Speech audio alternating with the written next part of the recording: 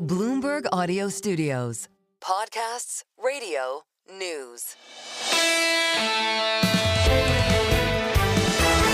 Single best idea. And the single best idea now is to say thank you to Mandeep Singh, who just was outstanding yesterday with a supporting cast of Anurag Rana out in Chicago.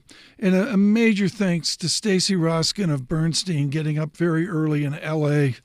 on what we all witnessed yesterday. I have no idea where this is heading, but all I know is what I do is just shut up and read, and I shut up and listen to people like Mandeep Singh. It was just a real triumph yesterday. We had a huge response. Thank you to all of you on the Single Best Idea podcast and to all of our good guests. Today we tried to get off of NVIDIA, off of AI, and you do that with a definitive guest on fixed income. Ian Lyngen is legendary at BMO Capital Markets. He writes an incredibly dense daily note that is read word for word on Wall Street.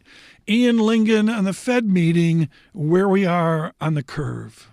I think that this is the part of the cycle where it is a make or break moment for the bear steepening narrative. And that is that core short from the speculative community in 10s and 30s that has been persistent throughout a lot of the cycle. I think that we're poised for a reversal. Everyone's been waiting for an opportunity to buy treasuries. They've been waiting for the proverbial dust to settle. Hasn't settled yet, but it's to some extent, it's the opposite of what we've seen in the equity market, which is everyone's waiting for a moment to sell.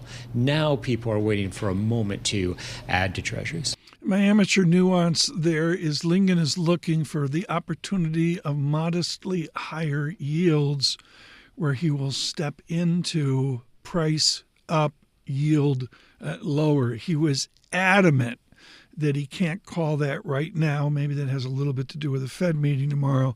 Don't forget, the Fed decides tomorrow at 1:30. Jonathan Farrow, Lisa Abramowitz, and myself, and we'll give you coverage of the Powell press conference.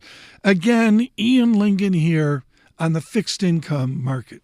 If we look historically, it's very tempting to say, look, we're back towards the averages, we're back at normal.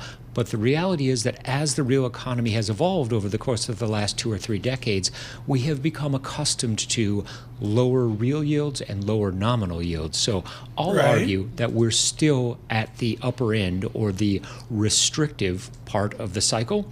And the nuance is that during the pandemic, everyone, including corporations, were able to lock in extremely low long-term financing, like of mortgages. And we're still working through that buffer to absorb higher inflation or to drive consumption. Paul Sweeney's been really big on that. The idea that everybody did manipulations during the pandemic, and that's changed the, to use an overused word, it's changed the calculus of where we are right now. Ian Lyngen is with BMO Capital Markets.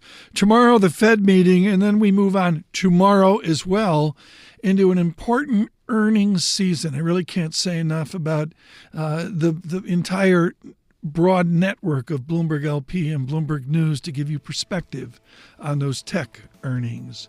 Across the nation on your commute, we're at Apple CarPlay and Android Auto. I should also point out we're on YouTube. Subscribe to Bloomberg Podcasts, and at YouTube Podcasts, it's Single Best Idea.